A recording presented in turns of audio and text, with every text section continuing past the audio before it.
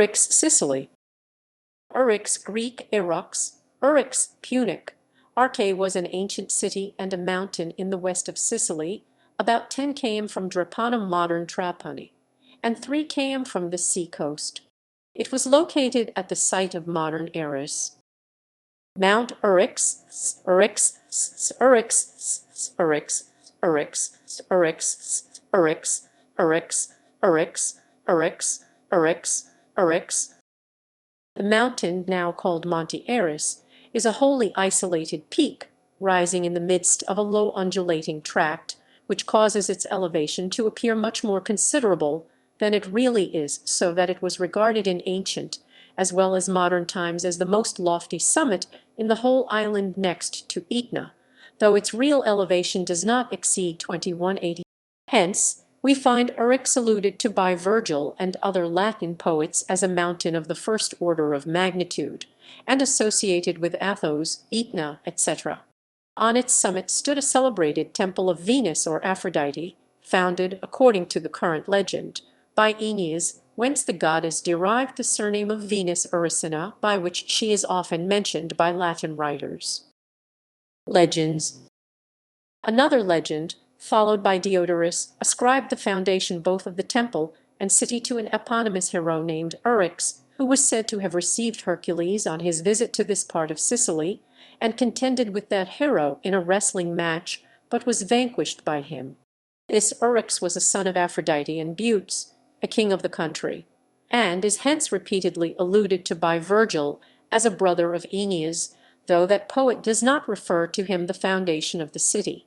The legends which connected it with Aeneas and a Trojan chief named Elymas evidently pointed to what we learn from Thucydides as an historical fact, that Eryx as well as Segesta was a city of the Elymi, a Sicilian tribe which is represented by almost all ancient writers as of Trojan descent. Yet another version was presented by Apollonius of Rhodes in his epic Argonautica.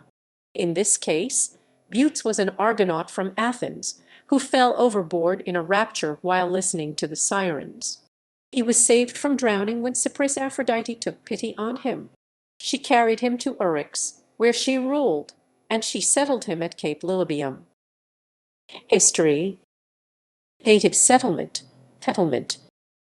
It does not appear to have ever received a Greek colony, but became gradually Hellenized, like most other cities of Sicily, to a great extent, though Thucydides 460–395 still speaks of the Elymi, including the people of Eryx and Segesta, as barbarians. Nothing is known of its history previous to that period, but it seems probable that it followed for the most part the lead of the more powerful city of Segesta, and, after the failure of the Athenian expedition, became a dependent ally of the Carthaginians. Cyclopean masonry or Phoenician walls, and the parts later modified or built by the Elymians, once hugged the border of Erice. Punic colony. In 406 BC, a sea fight took place between a Carthaginian and a Syracusan fleet off the neighborhood of Eryx, in which the latter was victorious. On occasion of the great expedition of Dionysius I of Syracuse to the west of Sicily in 397 BC, Eryx was one of the cities which joined the Syracusan despot just before the siege of Mattia, but it was speedily recovered by Himilco in the following year. It again fell into the hands of Dionysius shortly before his death, but must have been once more recovered by the Carthaginians and probably continued subject to their rule until the expedition of Pyrrhus 278 BC. On that occasion it was occupied by a strong garrison, which, combined with its natural strength of position, enabled it to oppose a vigorous resistance to the king of Epirus.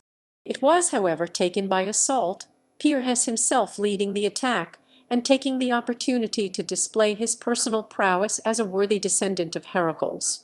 In the First Punic War 264–241 BC we find Eryx again in the hands of the Carthaginians, and in 260 BC their general Hamilcar destroyed the city, removing the inhabitants to the neighboring promontory of Drepana, where he founded the town of that name.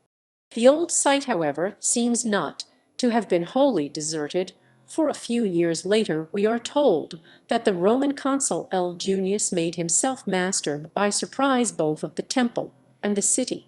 The former seems to have been well fortified, and from its position on the summit of the mountain, constituted a military post of great strength. Hence, probably it was that Hamilcar Barca, suddenly abandoning the singular position he had so long held on the mountain of Eryx, transferred his forces to Eryx as being a still more impregnable stronghold. But though he surprised and made himself master of the town of Eryx, which was situated about halfway up the mountain, he was unable to reduce the temple and fortress on the summit, the Roman garrison of which was able to defy all his efforts. Meanwhile, Hamilcar maintained his position in the city, the remaining inhabitants of which he transferred to Drepana, and though besieged or blockaded in his turn by a Roman army at the foot of the mountain, he preserved his communications with the sea, and was only compelled to abandon possession of Eryx and Drepana when the great naval victory of J. Lutatius Catulus over the Carthaginians. Later history. From this time, the town of Eryx sinks into insignificance, and it may even be doubted whether it was ever restored.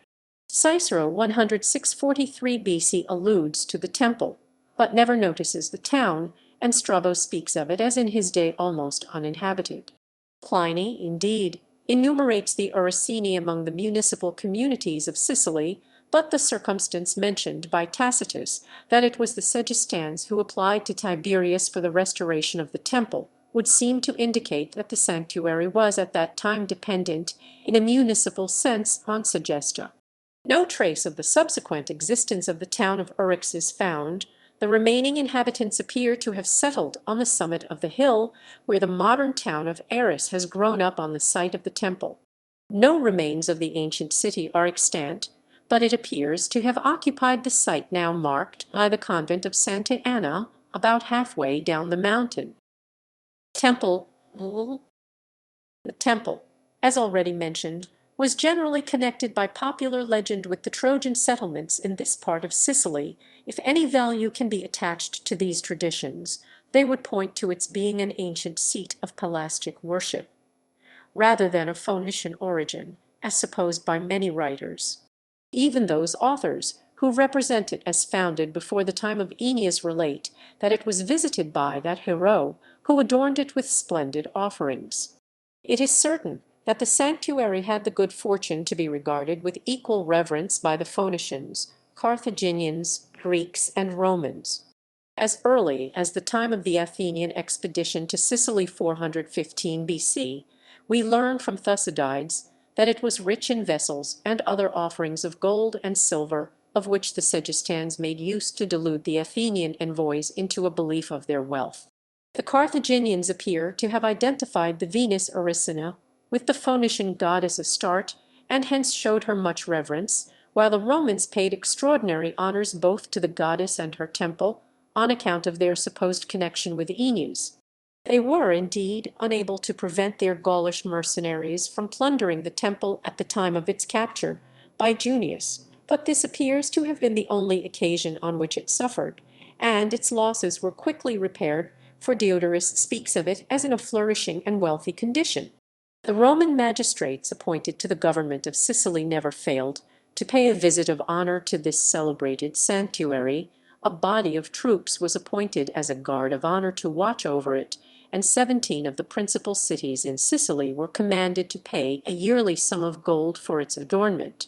Notwithstanding this, the decay of the city and declining condition of this part of Sicily generally appears to have caused the temple also to be neglected.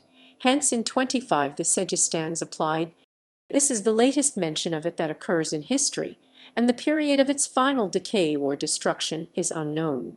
By the 12th century, the site of the temple was occupied by a castle, converted into a prison. A small portion of the substructions, built of very large and massive stones, is all that remains of the ancient edifice, but some fine granite columns, still existing in other parts of the town, have doubtless belonged originally to the temple.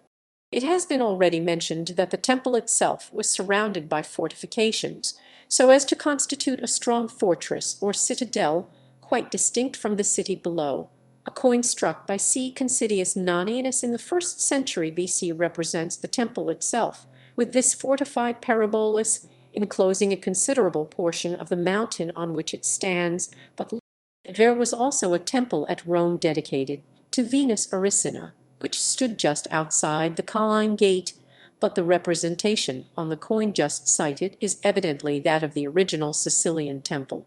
The coins of the city of Eryx have types allusive to the worship of Venus, while others present a close analogy to those of Agrigentum, modern Agrigento, indicating a connection between the two cities, of which we find no explanation in history.